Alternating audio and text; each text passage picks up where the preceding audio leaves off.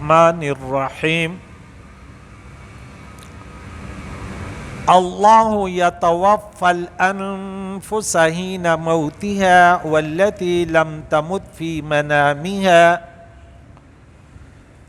فیمسک التی قضى علیها الموت ویرسل الاخرى الی اجل مسمی ان فی ذلک لآیات لقوم یتفکرون۔ صدق اللہ العظیم۔ حاضرین و سامعین کرام، قرآن پاک کا درس سورہ زمر 41 نمبر تک ہمارا درس ہوا۔ گزشتہ درس میں یہ بات ہم نے سنی کہ جو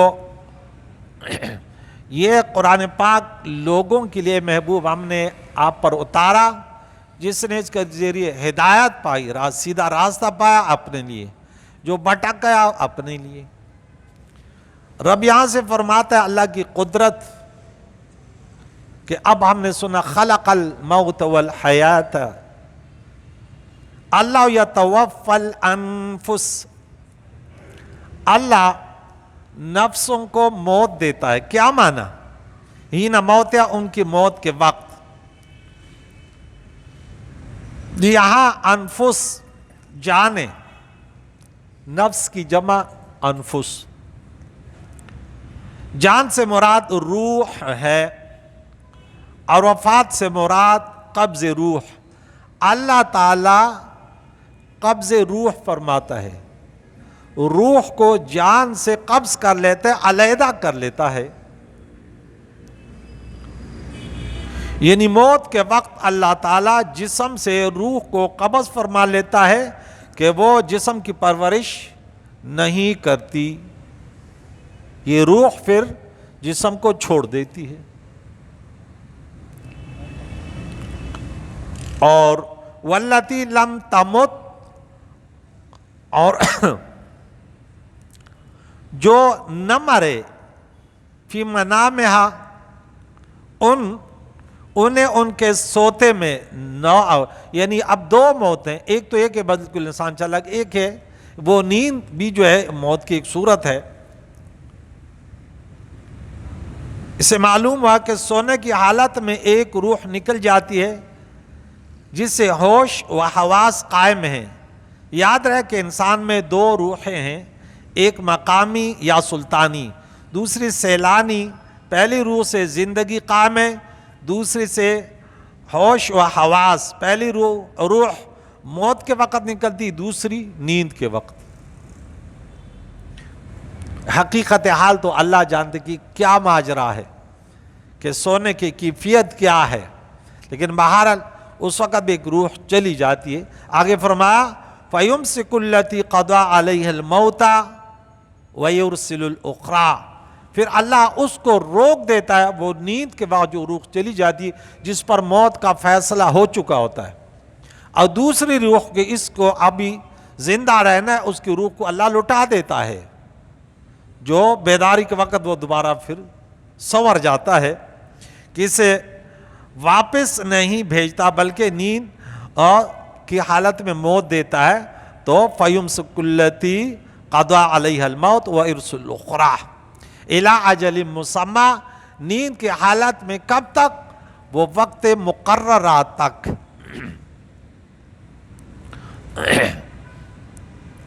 اس طرح کے لوگ مرتے وقت تک برابر سوتے جاگتے رہیں گے اور بوقت موت دائمی نیند سو جائیں گے۔ اِنَّ فِي ذَلِكَ، بے شک اس مذکورہ حالات میں موت کی وقت کیا کیفیت اور نیند کی وقتوں، لآیات لقوم یتفکرون، نشانیاں ہیں اللہ کی قدرت کی اس قوم کے لیے جو سوچ سمجھ رکھنے والی ہے کہ کیا ماجرا ہے، کہ انسان سو رہا ہے، زندہ ہے، سنتا بھی ہے، سمجھتا نہیں ہے کہ کیا ہو رہا ہے۔ اور سوچیں کہ جو سوچنے کے بعد جگا سکتا ہے وہ مرنے کے بعد زندہ بھی کر سکتا ہے۔ معلوم ہوا کہ قیاس شرعی برحق ہے۔ ام اتخذوا من دون اللہ، کیا انہوں نے اللہ کے مقابل کیا بنائے؟ شفعاء، سفارشی بنائے کہ یہ ہماری شفاعت کریں گے۔ اس سے معلوم ہوا کہ بت وغیرہ شفیع من دون اللہ ہیں، اور اولیاء صالحین شفیع من اللہ۔ شفیع من دون اللہ کو مانا کفر ہے، اور شفیع من اللہ کو ماننا ایمان ہے، جیسے ولی اللہ اور ولی من دون اللہ۔ اس میں فرق کرنا ضروری ہے، اور فرق مراتب نہ کنت زندیق باشد۔ کون سی شفاعت ماننا؟ قرآن میں تو دونوں کا ذکر ہے، وَاتَّقُوا يَوْمًا لَا تَجْزِي نَفْسٌ عَن نَفْسٍ شَيْئًا وَلَا يُقْبَلُ مِنْهَا شَفَاعَةٌ۔ اور اسی طرح یا ایھا الذین آمنوا اتقوا اللہ یا ایھا الذین آمنوا انفقوا مما رزقناکم من قبل ان یأتی یوم لا بیع فیہ ولا خلۃ ولا شفاعۃ۔ 254 نمبر آیت، کہ اس میں کوئی دوسری شفاعت نہیں، تو وہ دوسری والی قہری، جو مشرکین جو غیر مسلم عقیدہ رکھتے ہیں، دھونس کی شفاعت، یہ مسلمان یہ عقیدہ نہیں رکھتے۔ مسلمان کہتے ہیں الا باذن، من ذا الذی یشفع عنده الا باذن الا من ارتضى قل اولو كانوا لا يملكون شيئا۔ تو ہم فرماؤ کیا اگرچہ وہ کسی چیز کے مالک نہ ہو، بت کس چیز کے مالک ہیں؟ کیا اختیار رکھتے ہیں؟ ولا يعقلون، اور نہ وہ عقل رکھتے ہیں، وہ تو عقل سے بھی آ رہی کہ بت نہ شفاعت کے مالک ہے نہ کسی کے نفع نقصان کے، پھر اس کو پوچھتے کیوں ہیں؟ اب اللہ والوں کی محبت ہو، کامیابی اور کامرانی کی علامت ہے۔ اللہ والوں سے محبت کیوں کی جاتی؟ اللہ کے نیک لگے، وہ اچھے تعلیمات دیتے ہیں، وہ صراط مستقیم بتاتے ہیں۔ قل للہ شفاعت جمیعا، تم فرماؤ شفاعت تو سب اللہ کے اختیار میں ہے، کہ جسے چاہے شفاعت کی اجازت دے۔ جب اس نے بتوں کو اجازت نہ دی تو وہ شفاعت کیسے کر سکیں گے؟ لَهُ مُلْكُ السَّمَاوَاتِ وَالْأَرْضِ، اسی کے لیے ہے جو کچھ، یا اسی کے لیے زمین و آسمانوں کی بادشاہت ہے۔ ثُمَّ إِلَيْهِ تُرْجَعُونَ، پھر تم اسی کی طرف لوٹائے جاؤ گے جزا اور سزا کے لیے۔ فَيُجَازِيكُمْ، مومنوں کو خوشی سے کافروں کو مجبوراً لوٹنا ہے۔ اسی لیے بزرگوں کی وفات کے دن کو عرس یعنی شادی کا دن کہا جاتا ہے۔ مومن کی موت محبوب کا وصال ہے، کافر کی موت عذاب ہے۔ وَإِذَا ذُكِرَ اللَّهُ، اور جب اللہ کا ذکر کیا جاتا ہے تو دو افراد ہوتے ہیں، ایک مسلمان اور ایک کافر۔ وعدہ اکیلے تنہا کہ اللہ قل هو اللہ احد، محبوب آپ کہتے ہیں اللہ خالق مالک ایک۔ اشمئزت قلوب الذین لا یؤمنون بالآخرہ، متنفر ہو جاتے ہیں۔ اللہ اکبر، ان لوگوں کے دل جو آخرت پر ایمان نہیں رکھتے، وہ اللہ کی وحدانیت کو سنتے ان کے ماتھے پر 12 بج جاتے ہیں۔ میں نے کئی مرتبہ کہا کہ اللہ کی وحدانیت، کوئی اللہ کی وحدانیت بیان کر رہا ہے، سننے والے کے ماتھے پر 12 بج گئے، بولو کافر ہے۔ کیونکہ دنیا میں انبیاء علیہ السلام آئے یا ان کے ورثہ، اسی لیے آئے نا۔ کس کے لیے آئے ہیں؟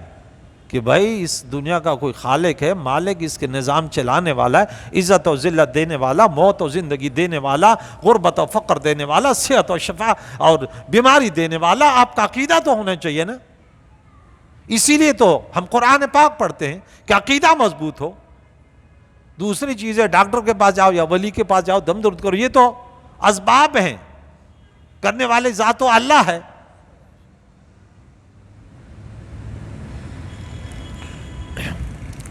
یعنی توحید کے ذکر سے ان کے دل بگڑتے ہیں، جس کا اثر چہروں پر ظاہر ہوتا ہے۔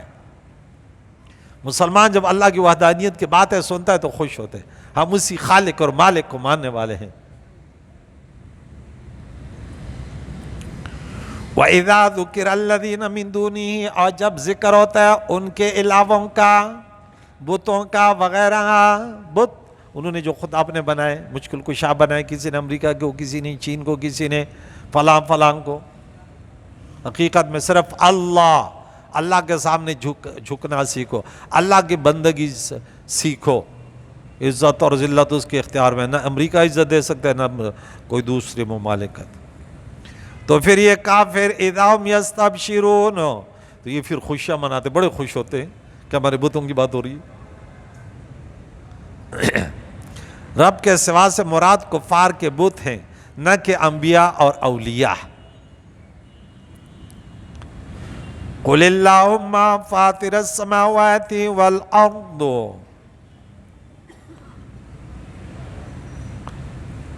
اے محبوب تم التجا کرو، عرض کرو، دعا کرو، اے اللہ، اللہم زمین و آسمانوں کے فاطر، خالق، غیب اور عیاں یعنی نہا اور عیاں کو جاننے والے، اللہ کی صفات عالم الغیب والشہادہ دونوں کو ماننا ہوگا۔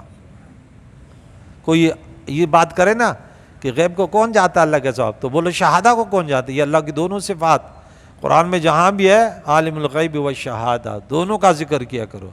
نہ کوئی ظاہر جاتا ہے نہ کوئی باطن جاتا ہے، خود اور اللہ کے عطا سے، پھر تو بھائی دونوں صفت ہے اللہ کے۔ تو اللہ کے عطا سے جو جانے گا محدود جانے گا، حادث جانے گا، اور کیا عطائی طور پہ جانے گا۔ تین فرق ہے نا، محدود انسان جانتا ہے تو محدود، جانتا ہے تو حادث ہمیشہ سے ہمیشہ تک نہیں، اور عطائی، یہ تین فرق ہو گیا، بات ختم ہو گئی۔ اللہ جانتا ہے خود ازل سے ابد تک اور لامحدود، تو تینوں صفات مخلوق میں نہیں آ سکتی۔ کوئی کہتے ہیں انسان محدود طور پہ جانتا ہے لیکن ذاتی طور پہ جانتے ہیں، یہ بھی کفر ہے، ذاتی کوئی نہیں جانتا۔ انسان کی ہر صفت اللہ کی عطا کردہ ہے۔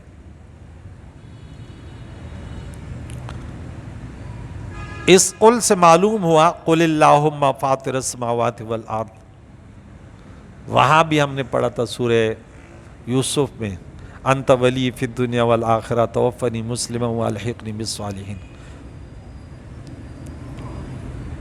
وہاں بھی آیت نمبر 26 میں پڑھا تھا سورہ آل عمران میں، قل اللہم مالک الملک، قل اللہم مالک الملک، کیسے آیت تھی؟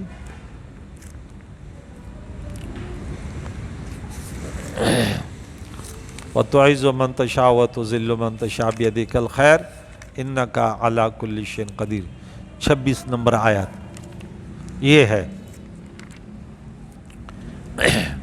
قُلِ اللَّهُمَّ مَالِكَ الْمُلْكِ تُؤْتِي الْمُلْكَ مَن تَشَاءُ وَتَنزِعُ الْمُلْكَ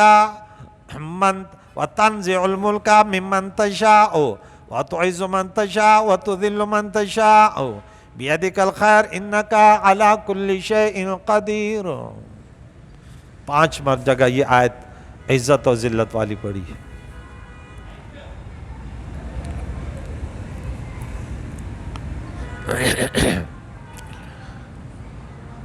تو اس قل سے معلوم ہوا کہ دعا کے لیے زبان پاک ہونی چاہیے، دعا کے الفاظ بھی اعلیٰ ہوں اور زبان بھی کامل، یعنی اے محبوب یہ دعا تم اپنی زبان سے ادا کرو اور پھر تمہارے بتائے دوسرے ادا کریں۔ اسے اشارتاً بھی معلوم ہوا کہ دعاؤں وظیفوں کے اثر کے لیے کسی صاحب اثر کی اجازت چاہیے۔ رب فرماتے قل اعوذ برب الفلق، قل اعوذ برب الناس، فَتَلَقَّى آدَمُ مِن رَّبِّ كَلِمَاتٍ۔ علماء لکھتے ہیں کہ جب کامل ولی کے طرف سے کوئی اجازت کلمات مل جائے پھر ان کا اثر الگ ہوتا ہے، کیونکہ وہ بیماریوں کو بھی جانتے ہیں، روحانی بیماریوں کا علاج بھی پھر جانتے ہیں۔ اس کلام میں اللہ کے اسماء الحسنہ میں پھر تاثیر ہے، ان تاثیر کو پھر اللہ والے جانتے ہیں، پھر وہ وظیفہ دیتے یہ پڑھو یہ پڑھو یہ پڑھو۔ جسم ایک ہے لیکن ڈاکٹر بھی، جسمانی ڈاکٹر الگ الگ دوائیاں دیتے ہیں، اسی طرح روحانی امراض بھی الگ الگ ہوتے ہیں۔ کسی پر غضب کا غلبہ کسی پر شہوت کا، کسی پر بخل کا، تو پھر وہ ہم سورہ فاتحہ میں وہ 7 بیماریوں کا ذکر کر چکے ہیں، اسی 7 آیتوں سے وہ 7 بیماری، مداخل شیطان کا موضوع علامہ فخر الدین رازی رحمۃ اللہ علیہ نے اس کے لیے رکھا ہوا ہے کہ 7 طریقوں سے شیطان حملہ کرتا ہے، اور اگر آپ عقیدے سے پختگی سے سورہ فاتحہ پڑھو گے تو سب راستے شیطان کے بند ہوتے ہیں۔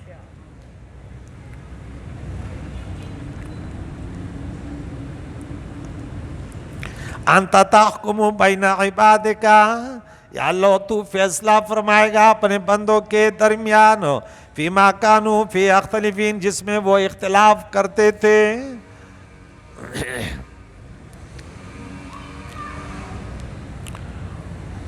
وَلَوْ أَنَّ لِلَّذِينَ ظَلَمُوا مَا فِي الْأَرْضِ جَمِيعًا، اگر ان لوگوں کے جنہوں نے ظلم کیا، شرک کیا، ظلم کے کئی معنی، لیکن فرد کامل وہ کافر ہے، نہ شرک لظلم عظیم،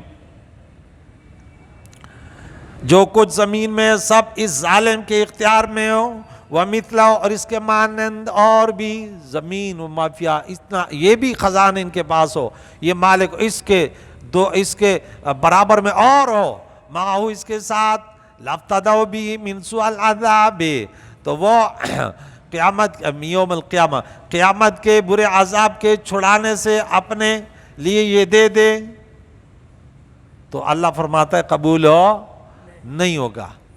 کہاں پڑھا تھا یہ کہ یہ سب کچھ دے دیں تب بھی چھٹکارا نہیں ہوگا، کن کا؟ کافروں کا۔ کافر کے لیے کوئی سفارش نہیں ہے، چھٹکارے کے تمام راستے بند ہیں۔ سورہ آل عمران آیت نمبر 91، ان الذین کفروا وماتوا وہم کفار، وہاں ظالم کہا، یہاں صاف الفاظ کے کفار، فَلَنْ يُقْبَلَ مِنْ أَحَدٍ مِلْءُ الْأَرْضِ ذَهَبًا، کسی ایک سے زمین سونے کی بھری ہوئی قبول نہیں کی جائے گی، وَلَوِ افْتَدَىٰ بِهِ، اگرچہ اپنی نجات کے لیے یہ فدیہ میں دے دیں، دنیا میں صدقہ خیرات اور زکوٰۃ نہیں دیتے۔ رب کریم نے فرمایا کہ دیکھو، یا ایھا الذین آمنوا انفقوا مما رزقناکم من قبل ان یاتی یوم، اس دن کے آنے سے پہلے خرچ کرو کہ موت کے وقت ہو۔ ان کو نکالو یار، کہاں سے آ گئے یہ چوڑیا پوڑیا، کہاں سے آ گئے؟ ان کو بولو روکو، یہ پارک نہیں ہے، یہ مسجد ہے، روک ان کو، روک۔ اچھا، ان کو اگر دوسری جگہ نہیں ملے نا پھر مسجد میں پارک بنا لیتے ہیں۔ یہ بڑے بھی نہیں بتاتے کہ بھائی تم مسجد میں اللہ کے گھر میں آؤ، تو اب ان کو آداب تو سکھایا کریں۔ یہ کہتے چلو مسجد میں بھی ذرا چھلانگے پلانگے لگا دیں گے۔ ہمارے بھی والدین تھے، بولے جب مسجد میں جاؤ بچوں تو ادب سے چلو، بھاگ دوڑ نہیں کرو، ہاں یہ اللہ کا گھر ہے۔ لیکن آج کل کے دور کے والدین ماشاءاللہ ہیں، بس ٹک ٹاک سکھاتے ہیں، فیس بک سکھاتے ہیں، ہاں۔ تو یاد رکھیے، دنیا میں اللہ نے فرمایا کہ تم خرچ کرو، نہیں کیا خرچ، اب قیامت میں کہتے ہیں یا اللہ اب چھوڑ کے آگے، ابھی تمہارے ہاتھ سے تو کیا، تو کہتے ہیں موت کے وقت لولا اخرتنی الی اجل قریب فاصدق واکن من الصالحین، یا اللہ تھوڑی زندگی اور دے دے تاکہ صدقے خیرات بھی کر لوں اور نیک لوگوں کے ساتھ بھی بیٹھ جائیں۔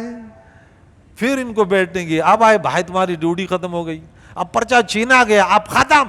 جب وقت تھا تو درس قرآن کے لیے تمہارے پاس ٹائم نہ تھا، ڈراموں فلموں دیکھنے کے لیے تمہارے پاس بہت ٹائم تھا، اب جب زندگی ختم ہو رہی ہے تو کہتے ہیں یا اللہ اتنی زندگی تو دے دے، توبہ تو کر لوں، بولے نہیں، بات ختم ہو گئی۔ سورہ نساء میں توبے کے متعلق ہم پڑھ چکے ہیں، آیت نمبر 15 غالباً 17 16، اور توبہ زندگی میں قبول ہوتی ہے وہ کس میں پڑھ چکے ہیں؟ سورہ آل عمران آیت نمبر 136 میں پڑھ چکے، یا 35 میں، 135 کہ والذین اذا فعلوا فاحشۃ او ظلموا انفسهم ذکروا اللہ فاستغفروا لذنوبهم ومن یغفر الذنوب الا اللہ ولم یصروا علی ما فعلوا وهم یعلمون، یہ بھی جنتی ہیں، ان کے لیے بھی جنتیں بنائی گئی۔ سنیے وَبَدَا لَهُم مِّنَ اللَّهِ مَا لَمْ يَكُونُوا يَحْتَسِبُونَ، اور انہیں اللہ کے طرف سے وہ بات ظاہر ہو جائے گی جن کے بارے میں یہ خیال بھی نہیں کرتے تھے۔ اب عذاب دنیا میں تو اللہ نے بتایا گرفت میں آ جاؤ گے، اب انہیں ظاہر ہو گیا، کہتے یا اللہ یہ لے لے یہ لے لے دنیا میں بھیج دے، بولے نہیں ختم بات۔ وَبَدَا لَهُمْ سَيِّئَاتُ مَا كَسَبُوا، اور ان پر اپنے کمائی ہوئی برائیوں کھل جائیں گی عذابات کی صورت میں۔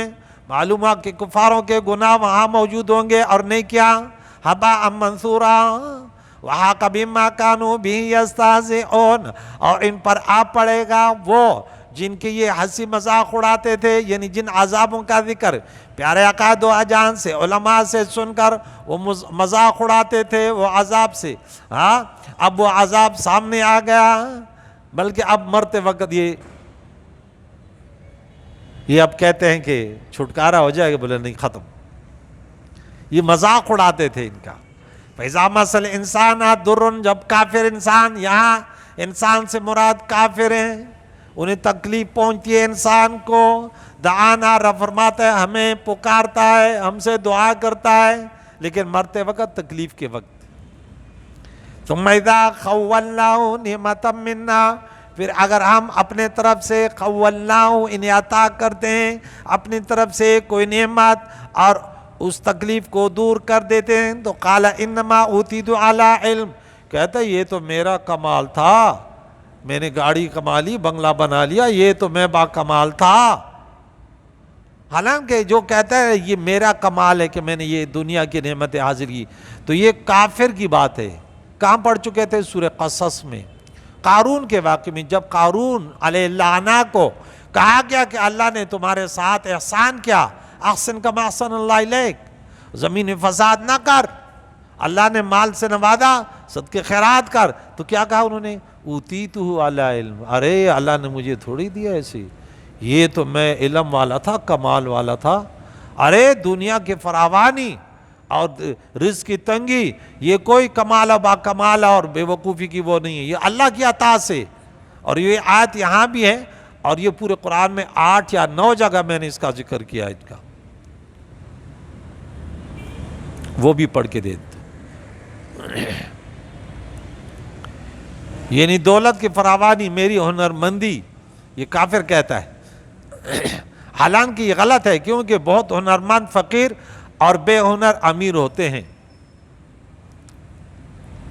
بل یا فتنۃ، بلکہ یہ تو آزمائش ہے، ولکن اکثرہم لا یعلمون، لیکن اکثر یہ نہیں جانتے، اکثر لوگ دین سے دور ہوتے ہیں کہ غریب کیوں بنایا، دولت مند کیوں بنایا۔ دولت دنیا دنیا یہ کافر کے لیے ہے کہ وہ کہتے ہیں بس، اور اس کے ڈیل کے لیے، بلکہ عذاب ہے، اور مومن کے لیے یہ شکر کا امتحان ہے کہ میں نے دنیا دی تو شکر کرے۔ اللہ تعالیٰ کبھی مصیبت سے آزماتا ہے اور کبھی راحت سے، نعمتوں سے۔ اللہ دولت دے تو جیسے سلیمان علیہ السلام کو دی، عثمان بن عفان رضی اللہ عنہ دی، عبد الرحمن بن عوف کو دی، کہ جو کچھ دیا اللہ کے راہ میں خرچ کر دیا۔ اللہ وہ دنیا دے، وہ والی نہیں کہ شام کے طرف اس کے اوپر بیٹھ جائے اور اس پر تکبر اور غرور کرے، اور پھر جو ہے شراب پی اور مستیاں کرے اور دوسروں کو حقیر جانے۔ یہ دنیا پھر جہنم میں لے جانے والی ہے۔ قد قالها الذین من قبلہم، اشارہ کے اس آیت میں کہ بے شک یہ بات جو انہوں نے بولا مجھے علم کے ذریعے یہ سب کچھ دیا گیا، یہ بات ان لوگوں نے کہی جو ان سے پہلے تھے۔ یعنی چنانچہ قارون کا یہ قول خود قرآن کریم میں منقول ہے۔ فرعون و شداد وغیرہ بھی اسی پر تھے، اسی راستے پر تھے۔ فما اغنی عنہم ما کانوا یکسبون، تو ان کے کمائے نے، ان کے مال نے انہیں کوئی فائدہ نہ دیا۔ تبت یدا ابی لہب وتب ما اغنی عنہ مالہ وما کسب، بلکہ رب نے فرمایا یہ سب کمایا ہوا جہنم کی آگ سے گرم کیا جائے گا۔ فتقوی بہا جباہہم وجنوبہم وظہورہم، ان کے ماتھے، کروٹوں، پیٹھوں پر داغ دیے جائیں گے، اور کہیں گے، سورہ توبہ میں پڑھ چکے ہیں کہ یہ تمہارا وہ مال ہے جس پر تمہیں بڑا ناز تھا، از مزہ چکھو.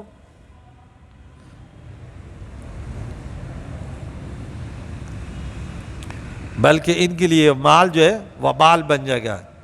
جو چیز اللہ سے غافل کر دے وہ وبال ہے. فَأَصَابَهُمْ سَيِّئَاتُ مَا كَسَبُوا، تو ان پر پڑ گئی ان کی کمائیوں کی برائیاں. جو کچھ انہوں نے کمایا، اللہ تعالیٰ تو ظلم نہیں کرتا، ان کا رزلٹ ان پر آ گیا. وَالَّذِينَ ظَلَمُوا مِنْ هَؤُلَاءِ سَيُصِيبُهُمْ سَيِّئَاتُ مَا كَسَبُوا، اور وہ جو ان میں ظالم ہیں، وَالَّذِينَ ظَلَمُوا مِنْ هَؤُلَاءِ، ان قریب ان پر پڑیں گی ان کی کمائی کی کمائیاں جو برائیاں انہوں نے کمائی ہیں. سیئات ما کسبوا، ان پر کیا پڑیں گی؟ سیئات، برائیاں، یعنی اس برائیوں کے بدلے ان پر عذابات.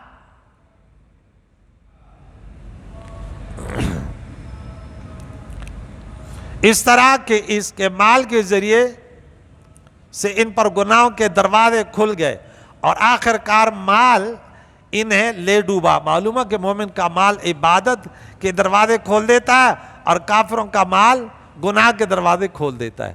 مومن کے ہاتھ میں مال ہے تو صدقہ خیرات کرتا ہے، اس کو غنیمت جانتا ہے. اور کافر جب مال آیا تو برا حال آیا ہے، تکبر، اکڑ. پھر نماز کے لیے بھی نہیں آتا. میں نے بولا نا، کبھی دولت مند آپ درس قرآن میں سنتے ہوئے نہیں دیکھو گے. یہ زندگی میں تجربہ کرو. نماز، صبح کی نماز میں آپ تصور بھی نہیں کر سکتے یہ کروڑ پتی صبح کی نماز میں آ جائے. تو پھر ہم کیوں دولت کی دیوانے بنے؟ میں اکثر کہتا ہوں نا، بس آج کل کے مسلمان کیا ہے، دنیا اس کی لیلا اور یہ اس کا مجنون. کہتے ہیں دنیا دنیا دنیا. ارے دنیا نے تم اتنا دیوانہ بنا دیا. وَمَا هُمْ بِمُعْجِزِينَ، اور اب یہ عاجز کرنے والے نہیں ہیں، اللہ کی گرفت سے نکلنے والے نہیں ہیں، اللہ کو عاجز کرنے والے نہیں ہیں. ان کے گناہوں کے گرفت میں آ گئے. اَوَلَمْ يَعْلَمُوا أَنَّ اللَّهَ، یہ بات ہے، کیا یہ نہیں جانتے کہ اللہ تعالیٰ يَبْسُطُ الرِّزْقَ لِمَن يَشَاءُ وَيَقْدِرُ. 9 مقامات پر یہ آیت ہے. جس کے لیے چاہے رزق میں فراوانی کر دیتا ہے، جس کے لیے چاہے تنگی کر دیتا ہے. جب رزق میں تنگی ہو، بولے یا اللہ، جیسے ایوب علیہ السلام کا واقعہ ہم نے پڑھا، یا اللہ تیرا شکر ہے. رزق میں فراوانی ہو تو حج کرے، عمرے کرے، مسجدوں کو آباد کرے، طلباء اور دیندار لوگوں کی مدد کرے تاکہ جنت کما لے، اللہ کی رضا کما لے. جس کے لیے اللہ چاہے رزق تنگ کر دے. دنیا کی دولت بارش کی پانی کی طرح ہے، کہیں زیادہ کہیں کم، اور ایک ہی جگہ کبھی زیادہ کبھی کم. جیسے بارش ہمارے ہی قبضے میں ہے، ایسے ہی تمہاری دولت مندی، اللہ فرماتا ہے، وہ فقیری ہماری قبضے میں، اسے دھوکہ نہ کھاؤ. ایک انسان کبھی دولت مند ہو، کبھی فقیر ہوتا ہے، کبھی کوئی دولت مند ہے کوئی فقیر ہے. اس میں ہماری عبرت ہے. اِنَّا فِي ذَلِكَ لَآيَاتٍ لِقَوْمٍ يُؤْمِنُونَ. ان تمام حالات میں ایمان والوں کے لیے نشانیاں ہیں. کیا ہے؟ نشانیاں ہیں، عبرت ہے کہ یہ اللہ تعالیٰ کی قدرت ہے. انسان تو کمزور ہے. انسان کتنا کمزور ہے کہ اپنی تکلیف کو بھی دور نہیں کر سکتا. پیٹ میں تھوڑا سا درد ہو گیا، گردے پہ درد آ گیا، کیا حال ہے، دانت میں درد آ گیا، چیختا ہے، چلاتا ہے، بے قرار ہوتا ہے. تو پھر اکڑ سے، تکبر سے کیا فائدہ؟ اللہ تعالیٰ اس کلام کے ذریعے کس طریقے سے اپنے بندوں کو آزماتا ہے کہ بندے ایسے نہ کریں. یہ جو میں نے جو کچھ بھی دیا نا، اس کو ذرا سوچ سمجھ کر استعمال کرو. فقر کی حالت ہو، دولت مندی کی حالت ہو، صحت کی حالت ہو، اور بیماری کی حالت ہو، جوانی کی حالت ہو، بڑھاپے کی حالت ہو، اب میری بندگی کر. ارے میں تمہیں ایسی زندگی، ایسے نعمتیں دوں گا، پھر تو خوش ہو. کریم مولا سے دعا ہے.